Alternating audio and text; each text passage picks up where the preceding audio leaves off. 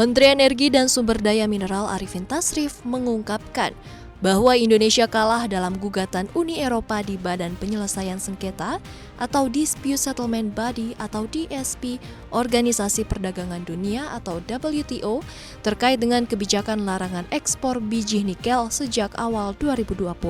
Arifin menyebutkan bahwa Indonesia terbukti melanggar ketentuan WTO terkait dengan kewajiban pengolahan dan pemurnian nikel. Dalam final report tersebut juga menyatakan panel menolak pembelaan yang diajukan oleh pemerintah Indonesia terkait dengan keterbatasan jumlah cadangan nikel nasional dan untuk melaksanakan good mining practice sebagai dasar pembelaan. Pemerintah Indonesia pun akan mengajukan banding. Indonesia berpandangan keputusan panel belum memiliki kekuatan hukum tetap. Dengan demikian, pemerintah tidak perlu mengubah peraturan atau bahkan mencabut kebijakan yang dianggap tidak sesuai sebelum keputusan sengketa diadopsi Dispute Settlement Body. Final report akan didistribusikan kepada anggota WTO lainnya pada 30 November 2022 dan akan dimasukkan ke dalam agenda DSB pada 20 Desember 2022. Potensi kekalahan ini sebelumnya sudah diprediksi oleh Presiden Joko Widodo. Namun Jokowi menilai bahwa yang terpenting dengan melakukan penyetopan ekspor nikel mentah, Indonesia bisa mengubah tata kelola nikel di dalam negeri.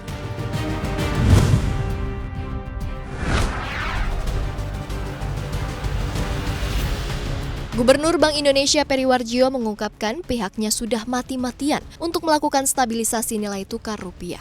Peri mengutus langsung anak buahnya untuk berkoordinasi dengan pelaku pasar untuk ikut menjaga nilai tukar. Salah satunya dengan menahan devisa hasil ekspor lebih lama tinggal dalam negeri.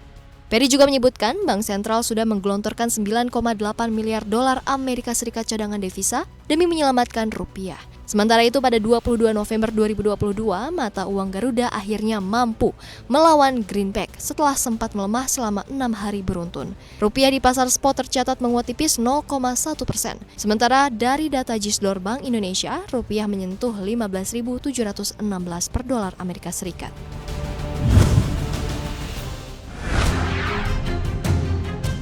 Kementerian Keuangan memprediksi pertumbuhan ekonomi Indonesia di kuartal 4 2022 akan melemah daripada kuartal-kuartal sebelumnya. Kepala Badan Kebijakan Fiskal Kemenkeu, Febrio Kacaribu, mengatakan kinerja ekonomi kuartal 4 2022 ini akan mengalami normalisasi dibandingkan kuartal sebelumnya.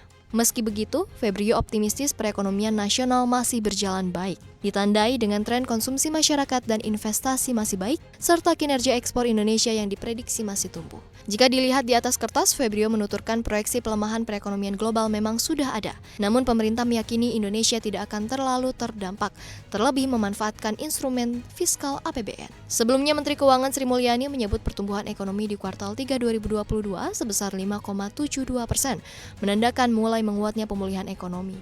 Meski demikian, secara keseluruhan tahun ini, Sri Mulyani memperkirakan laju pertumbuhan ekonomi berada pada kisaran 5,0 hingga 5,3%.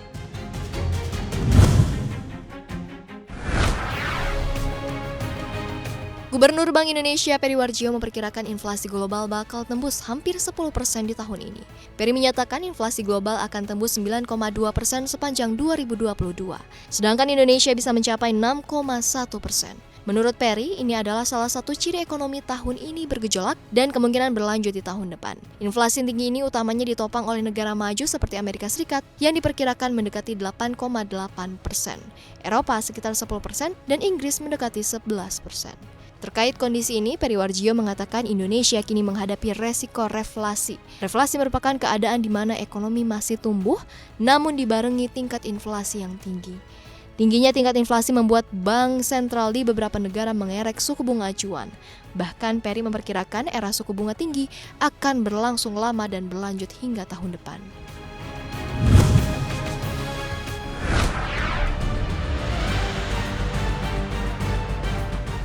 Elon Musk mengaku akan segera membuka lowongan pekerjaan usai PHK ribuan orang karyawan Twitter dalam beberapa pekan terakhir. Menurutnya, lowongan pegawai baru ini diperuntukkan bagi posisi engineer dan sales. Sejauh ini hanya tersisa 2.700 dari 7.500 pegawai yang bekerja di Twitter. Elon pun berjanji tidak akan melakukan PHK lagi ke depannya. Walaupun berjanji akan segera merekrut karyawan baru, hingga saat ini belum ada informasi lowongan pekerjaan di situs resmi Twitter. Pihak Twitter mengklaim telah mendekati sejumlah engineer untuk menduduki posisi karyawan Twitter yang dijuluki Twitter 2.0. Sebelumnya Elon Musk menggelar pertemuan dengan karyawannya pertama kali usai melemparkan ultimatum. Lewat ultimatum itu, Elon menawarkan pilihan untuk bekerja keras dengan dirinya atau mengundurkan diri dengan pesangon 3 kali gaji.